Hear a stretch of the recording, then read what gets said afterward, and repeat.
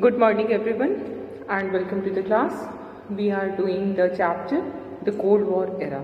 We have discussed the complete chapter and now we are discussing the questions which are given at the end of the chapter, and we have done up to question number 9, and today we will discuss the next question. The question is, what do you think about the statement that NAM has become irrelevant today? Give reasons to support your opinion. So when we were discussing the chapter, we have discussed this issue, and now after the disintegration of the USSR, the Cold War has ended, and now there is no need of no Cold War. The world is not divided into two blocks, so we can say that in a way this non-aligned movement has become irrelevant. So, but still it is there, है ना? Non-aligned movement is still existing even after almost 30 years of the disintegration of USSR, even after 30 years of the end of the Cold War. This is still existing, this movement. So, what is the utility? Why it is still existing? इसके पीछे जो reason है, we will discuss that कि why the NAM is still relevant. First of all, we will see that the non-aligned movement was actually, we can say that there were some core values and enduring ideas behind this NAM, and this core value and enduring idea was the unity among the third world countries. All the third world countries have some historical affiliation, and what is this historical affiliation? This is, they all were under the colonial rule of the European colonial powers. They all were exploited politically, socially, economically, culturally. So this is the unity.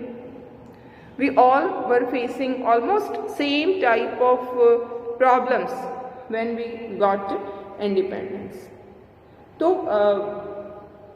हमारे बीच ये unity है, और हम इसलिए non aligned movement was started because of this. तो जो developing countries थे, हम उनके अगेंस्ट अपनी एक पहचान बनाना चाहते थे कि हम अगर डेवलपिंग कंट्रीज़ हम हैं, हमारा एक्सप्लॉयटेशन हुआ है, तो अब हमें आगे उसके लिए नहीं तैयार होना है. अब हमें अपने यूनिटी के साथ रह कर के अपना इकोनॉमिक डेवलपमेंट, सोशल डेवलपमेंट को अचीव करना है. ठीक है, तो ये हमारा रेलिवेंस है. ये रेलिवेंस आज भी बना हुआ है. आज भी we can see the world is divided into two parts, that is the developing countries and the developed countries. तो आज भी जो डेवलपिंग कंट्रीज हैं उनके बीच में यूनिटी की उतनी ही ज़रूरत है जितनी ज़रूरत कोल्ड वॉर एरा में हुआ करता था. ठीक है, नेक्स्ट हम देखेंगे कि जो हमें इस बात की भी ज़रूरत है कि हम अपनी फॉरेन पॉलिसी को अपने नेशनल इंटरेस्ट के अकॉर्डिंगली बनाएं. We should not follow the national interest of any superpower.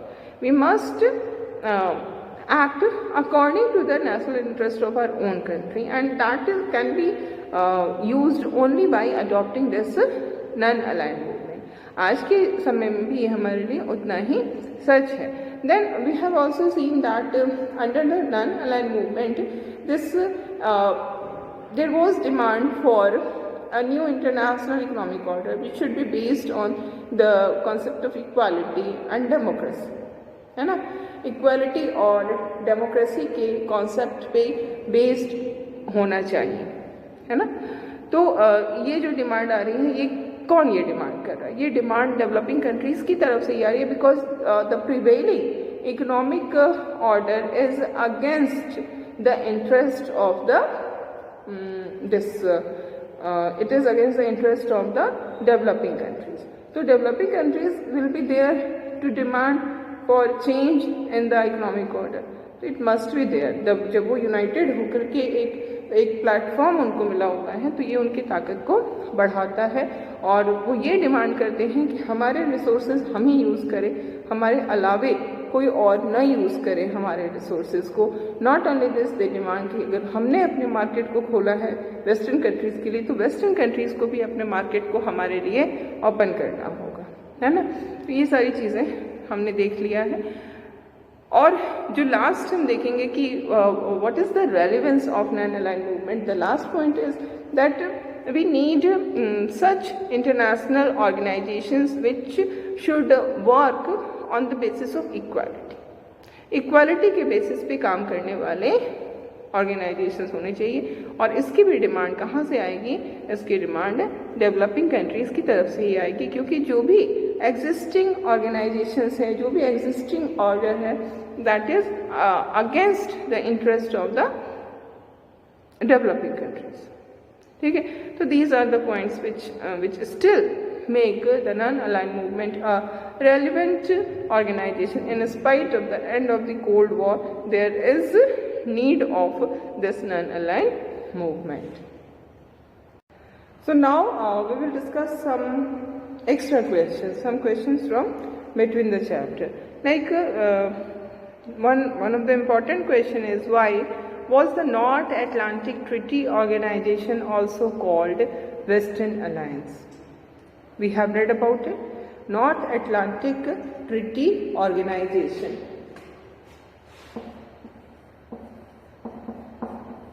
NATO. NATO is also called Western Alliance. Why?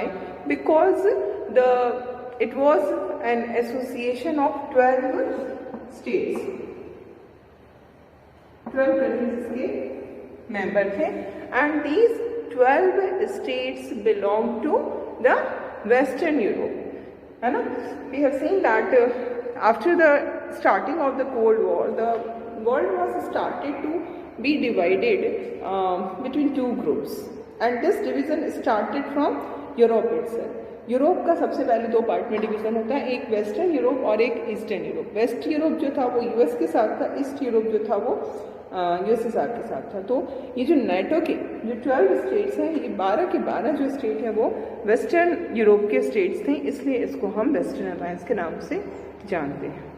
ठीक है, and now there can be next question like name the 2 super powers responsible for cold war. ठीक है, and when did the world become unipolar. तो सबसे पहले तो है कि 2 सुपर पावर्स जो कि रिस्पॉन्सिबल थी कोल्ड वॉर के लिए, एक तो हो गया हमारा US, United states of America, and दूसरा जो है वो है union of Soviet socialist Republic. अब ये दोनों जो थे, जब तक ये दोनों रहे तब तक कोल्ड वॉर चलता रहा, but in the year 1991 the world became unipolar from bipolar. जो यूएस और यूएसएसआर था वो यूएस में सिंगल पावर जो है वो रह गया, दैट इज यूएस। ठीक है, और एक बहुत ही सिंपल क्वेश्चन है, लाइक यूएसएसआर किसके लिए स्टैंड करता है? जो कहते हैं union of Soviet socialist Republic, है ना। तो this must be remembered, union of Soviet socialist Republic.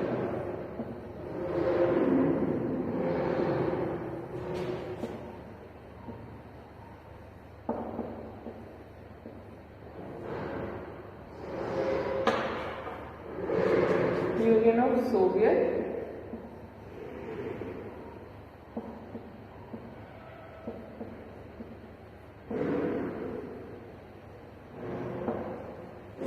Socialist Republic. This is the name of USSR. And now there can be any number of questions like when did NATO and Warsaw Pact came into existence. So NATO was signed in April 1949, है ना। NATO कब sign हुआ था? April 1949, and Warsaw Pact was signed in 1955. Okay.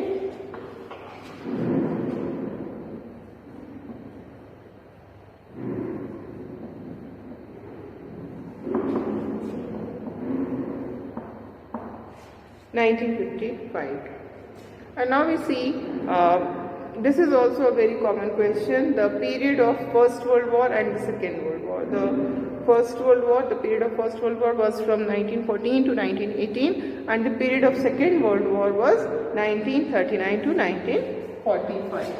Okay, this First World war.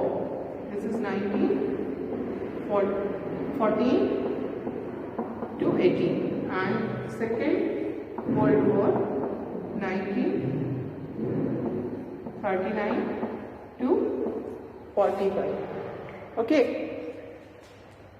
And now we will see next question. What is meant by Cold War? Cold War क्या है? Define Cold War. This is also a very important question. So Cold War is a state of extreme unfriendliness existing between two superpowers, especially with opposing political system, which express itself not through fighting but through political pressure and threat. Isn't it? Cold war में क्या होता है? जिसमें हम देखते हैं कि unfriendliness होती है, जो रिलेशन होता है that is totally unfriendly relations होते हैं दो सुपर पावर्स के बीच में. और ये जो सुपर पावर्स होते हैं इनका political system, social economic system एक दूसरे से बिल्कुल ही अपोज करता है. और ये कैसे इनका जो एक दूसरे के अपोजिट होते हैं ये कैसे एक्सप्रेस होता है? ये फाइटिंग के थ्रू नहीं एक्सप्रेस करते हैं बल्कि पॉलिटिकल प्रेशर्स और थ्रेट्स के थ्रू इनका एक्सप्रेशन होता है. And that is why it is called cold war, है ना. And now the next question. Non alignment does not imply neutrality और आइसोलेशनिज्म. What does this statement mean? Neutrality और isolationism नहीं है non-aligned movement. We have discussed about it also. Neutrality means a policy of staying out of war and not to help ending a war. There should not be any kind of relationship with war. Then we can say ourselves to be neutral. But a non-aligned country is not a neutral country, because we have seen that in spite of being a non-aligned country, our country was involved in many number of wars. है ना? Not only this, we have also contributed in ending the war or war-like situation. So non-alignment is not neutrality. Non-alignment is not isolationism. Isolationism means to remain isolated, to remain aloof. There should not be any kind of relationship with the outer world. Okay, so this is not non-alignment. And now we will see the next question. What was deterrence relationship between superpowers? जो superpowers थे उनके बीच में क्या deterrence relationship था? Deterrence का मतलब होता है कि both the sides have the capacity to retaliate against an attack. Both the sides are very much powerful. They have the capacity to retaliate against any of the attack and to cause so much destruction that neither can afford to initiate a war. That is the main thing, because both the sides are very much powerful. Both are capable of retaliate against each other, and this retaliation, this attack and then retaliation by another side will cause so much destruction that there will be no utility of war, because destruction will be of very high degree.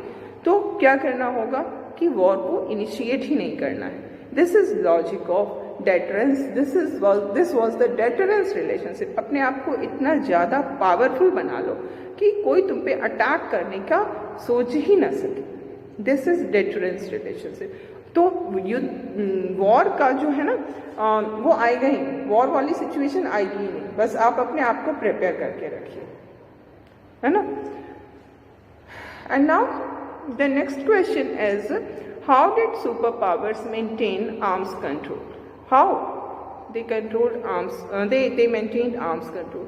Superpowers were very much aware that they are behaving in a very responsible and restrained manner. Still, the war might occur because of many reasons that there may be miscalculation by any of the superpower, there may be misunderstanding on the part of any superpower, or there can be any nuclear accident, है ना, there can be any kind of situation in which war might occur. So in that situation, in that condition, the destruction will be very high. It will be so high that it may cause end of the human lives on earth as well. So what should be done? There is need to control the arms, because arms को control करके ही हम world peace को ensure कर सकते हैं. And this is the reason they signed so many treaties in order to control the arms. Like NPT, Nuclear Non-Proliferation Treaty, was signed in the year 1968. Then LTBT, Limited Test Ban Treaty, was also signed in the year 1963. Likewise, many other treaties were signed between these superpowers and other important countries in order to control the arms race. Now, there is another question. What do you mean by least developed countries? LDC. Okay? LDC. Least developed countries are those countries which are the third world countries, which have become independent after the end of the Second World War. The countries of Asia, Africa, Latin America, all these are under the third world countries. And in these third world countries, what we find that majority of the countries are categorized as least developed countries, means their level of economic development is very low. So many economic problems are there, like problem of poverty, then problem of unemployment and all. So these are the least developed countries, the countries of majority of the third world countries, जहाँ पर कि economic growth बहुत ही कम हुआ है, economic development बहुत ही कम हुआ है. Okay, and now the next question is, what was India's policy of non-alignment? The India's policy of non-alignment was not fleeing away. Instead, India always favored active participation, active and constructive participation in the world politics. It's not to remain aloof from the international political affairs. Actually, it is very much involvement in the political affairs of the world, but the involvement should be in a positive direction. The involvement should not be there to increase the threat to international peace and security. Because if we are involved in alliance system, then in some or the other way we are contributing towards the danger of peace and security. International peace और security के लिए हम एक खतरा बन रहे हैं अगर हम अलायंस सिस्टम को ज्वाइन कर रहे हैं. So non alignment is not joining the alliance system. Non alignment is to participate actively in the international politics so that we can contribute in the international peace and security. ठीक है? This is India's policy of non-alignment. Why did India not join either of the two camps during the Cold War? जब Cold War चल रहा था तो उस समय India ने दोनों में से किसी भी कैंप को क्यों नहीं ज्वाइन किया? इसके पीछे जो रीज़न थे वो ये थे कि first of all India wanted to bring peace and security in the international politics, and by joining any of the two camps, it was against the ideal of world peace and security. So first of all, in order to bring peace and security, India has adopted this method of staying away from both the camps. Then another thing was India wanted to adopt and follow an independent foreign policy that should be guided by the national interest of the country itself, not by the national interest of the superpowers. Okay, and then we see that India also adopted this policy because by adopting this policy, actually India was in a condition to serve its real interest, because if India was not a part of any of the alliance system, so if any of the superpower is ignoring India or bullying India, then India can go to the another superpower. So in this way, India was in a condition to balance the superpowers. Okay? And we see the next question. Name any two foreign leaders along with the countries they belong to who are recognized as the founders of NAM. NAM के founder two foreign leaders. Foreign leaders मतलब एक तो पंडित नेहरू हैं जो कि अपने ही leader हैं. पंडित नेहरू के अलावा जो दो और लीडर्स थे लाइक जोसेफ ब्रॉस टीटो जो कि यूगोस्लाविया के थे और इजिप्ट के Gamal Abdel Nasser. They were the leaders who are regarded as founder of non-aligned movement. Okay, and now what was LTBT, Limited Test Ban Treaty? क्या था? It was arms control treaty between superpowers, and as the name suggests, it banned nuclear weapon test. In order to develop nuclear weapon, a country need to do so many tests. This test is done in outer space or underwater or atmosphere, and by doing these tests only a country can develop nuclear weapon. So these tests were banned by LTBT. It banned nuclear weapon tests in the atmosphere, in outer space and underwater. It was signed by US, UK and USSR in Moscow on 5th August 1963. ठीक है? And then a very important question, when and where the first NAM summit was held? It was held in 1961 in Belgrade, which was the capital of Yugoslavia, and it was attended by 25 member states. Okay. And then a very important question is there regarding the Cuba Missile Crisis. है ना? What is meant by Cuba Missile Crisis?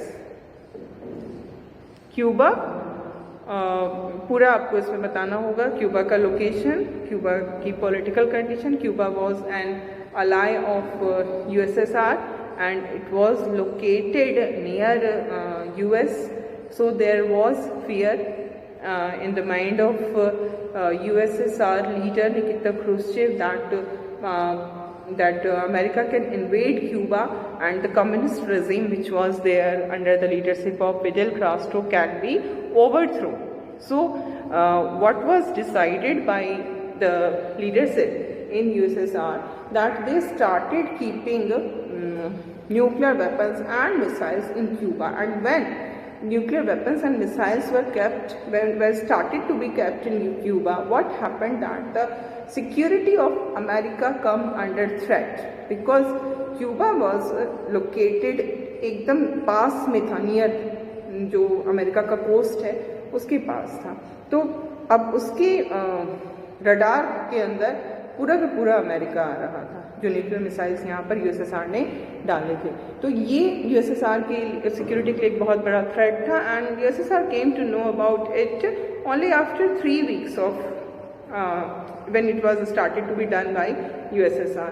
And then what was done by US, John F. Kennedy, he was the president at that time of US, and he was very much aware that if he does anything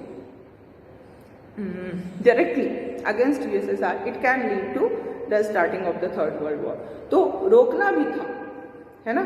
It was very much important to stop the warship of USSR, but it was to be stopped in such a manner that it should not lead to the starting of the third world.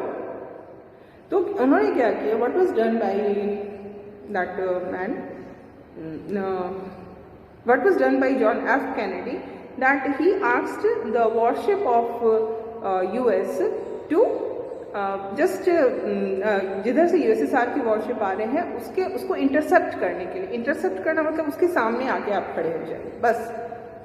You have nothing to do more than that, you just stand in front of that warship. और जैसे ही USSR ने देखा कि US की worship जो है वो हमारे सामने आके खड़ी हो गई है, at that time USSR also behaved in a very responsible manner and it started to go back.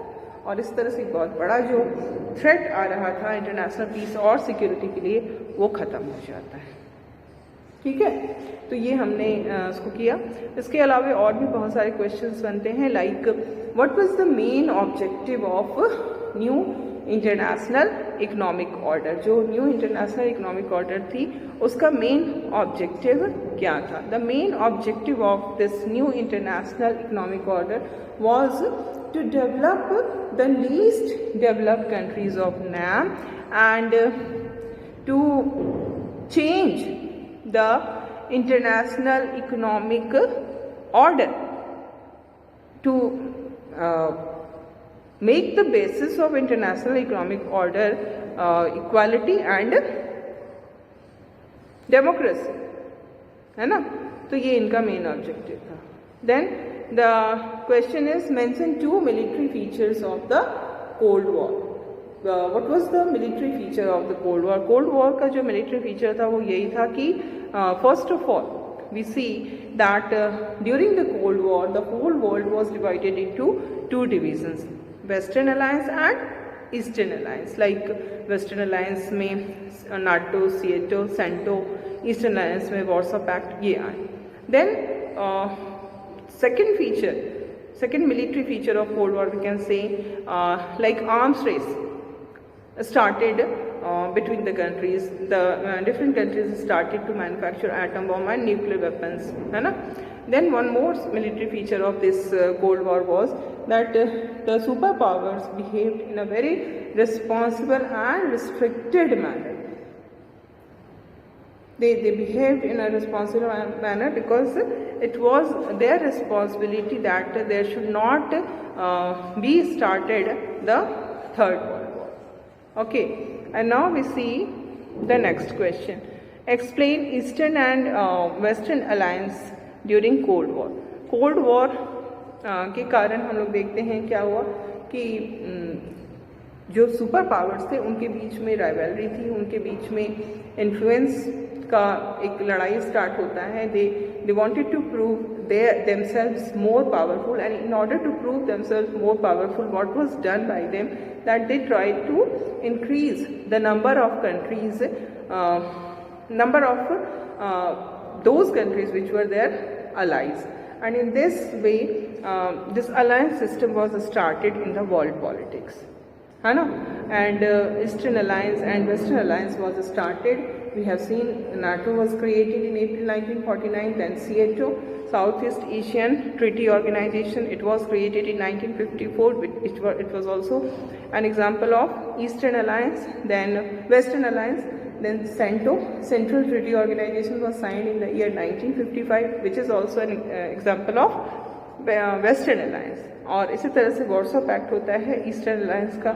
और ये जो अलायंस सिस्टम हम देख रहे हैं, इसका जो सबसे इम्पॉर्टेंट फीचर था वो ये था कि इसमें एक कॉमन एनिमी होता था, है ना? जितने भी कंट्रीज़ हैं उनके कॉमन एनिमी जिन्होंने भी साइन किया अलायंस पे, उनका एक कॉमन एनिमी रिटर्न में होता था। And it was also considered that अगर कोई एक कंट्री हम पे अटैक कर रही है, एक जिन्होंने साइन किया हुआ है अलायंस पे, उनमें से किसी एक कंट्री पे भी कोई कंट्री अटैक करती है तो that attack will be considered as an attack on all the signatories, है ना? जो भी जिन्होंने भी साइन किया है उस ट्रीटी पे, उन सब पे वो अटैक माना जाएगा और इस तरह से उसका बदला जो है वो सभी मिल करके देंगे। तो इस तरह से ये जो है ये बहुत ही इम्पॉर्टेंट फीचर था अलायंस सिस्टम का। और इसके कारण क्या हो रहा था कि जो वर्ल्ड था वो दो पार्ट में बट रहा था और वर्ल्ड पीस और सिक्योरिटी के लिए एक बहुत बड़ा थ्रेट जो है वो स्टार्ट हो गया था. So in this way there are many other questions. We will discuss other questions in the next class, and we will see the more number of questions you will practice, the more you will be able to understand the topic. So doing questions and answers are very much important for you, and this should be done in a written. You must write all the questions and answers in your notebook. So this is all for today.